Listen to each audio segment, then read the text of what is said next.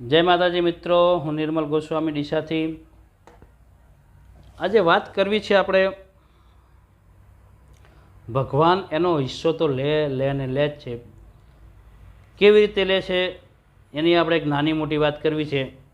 भगवान के हूँ मारो भाग क्यारे छोड़तो नथी, एवी ज आपणे शॉर्ट स्टोरी करवी छे। परंतु तमने मजा आवे 5 ग्रुप में शेर करवा विनंती, 5 व्यक्ति ने 5 ग्रुप में शेर करो तो मजा आवशे। कृष्ण भगवान अने सुदामा बे फरवा निकळ्या। समय रात्रिनो हतो एटले सुदामा ने कृष्ण भगवान फरता फरता जता था। एटले एक भुवा आया, भुवाजी टाळो कर्यो ने 4 रस्ता पर मूक्या। 4 रस्ता पर मूकी अने जता रह्या। आ बधुं जोयुं सुदामाए अने कृष्ण भगवाने। सुदामाए कृष्ण भगवान ने कीधुं, प्रभु आ शुं छे? प्रभु के कशुं नथी, आ एक मारी लीला ज छे। कि प्रभु कोई जाण थई नहीं, तमारी लीला साची, पण आना विषे कई मने जाणवा मळ्युं नहीं। प्रभु के चाल मारी साथे। प्रभु एनी साथे लई गया, बताव्युं शुं छे आनी अंदर। खोल्युं श्रीफळ ने आ ते ने फलाणुं ढेकणुं रूपिया ने पैसा ने बधुं खावानुं पीवानुं बधी ज वस्तु अंदर हती, जीवन जरूरियात में जे पण होय बधी वस्तु। कि प्रभु आ छे शुं? प्रभु के आने टाळो, टाळो कहे, टाळो शुं कहे? उतार, टाळो करवो कहे। कि प्रभु आमा शुं कहेवाय? प्रभुए बहु मस्त जवाब आप्यो, चल के तू मारी साथे। प्रभु एने साथे लई गया। जे व्यक्तिना घरे टाळो कर्यो तो, जे व्यक्तिना घरेथी एना घर पासे लई गया। आजूबाजू में बधा भेगा ज हता। पूछावराव्युं कि भाई आ व्यक्ति विषे थोड़ी चर्चा करता था कि बधा कि यार आ व्यक्ति यार कदी जिंदगी में कोई दाड़ो कोईने कशुं आप्युं ज नथी।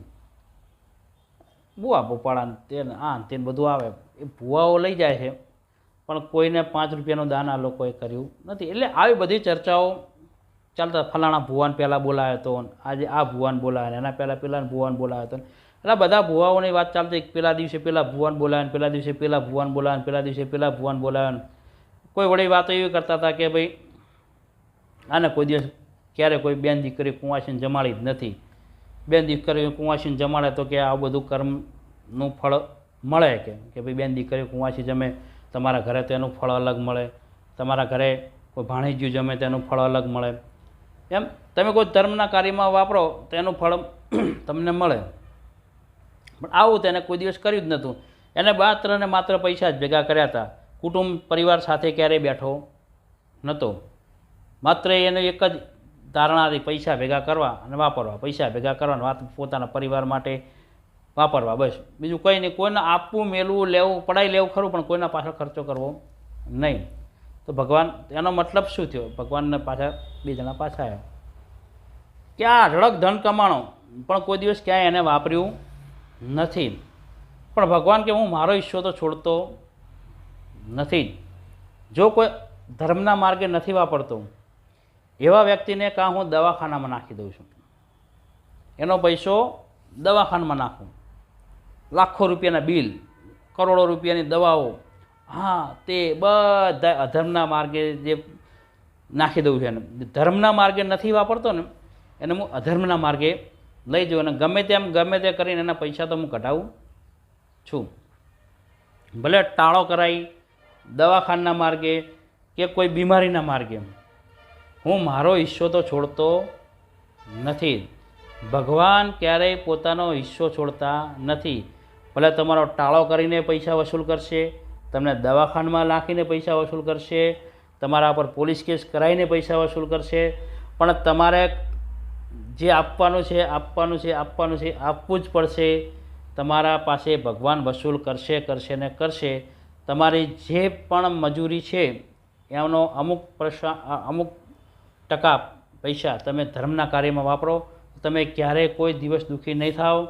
નહીંતર ભગવાન પોતાનું જેમ કે સરકાર તમારા ટેક્સ વેચાણ ઉપર જીએસટી લે છે ને, એમ ભગવાને તમારી કમાણી ઉપર અમુક ભાગ તો ધર્મનો માગે છે. એટલે મિત્રો, જો સારું લાગ્યું હોય તો તમારી કમાણીનો નાનામાં નાનો હિસ્સો, ભલે હું તો કહું 5 રૂપિયા, 10 રૂપિયા, 20 રૂપિયા, એ રીતે પણ કરીને નાનું મોટું ધર્માદુ કરજો. બેન કુંવાસીને ધર્માદાન કરજો.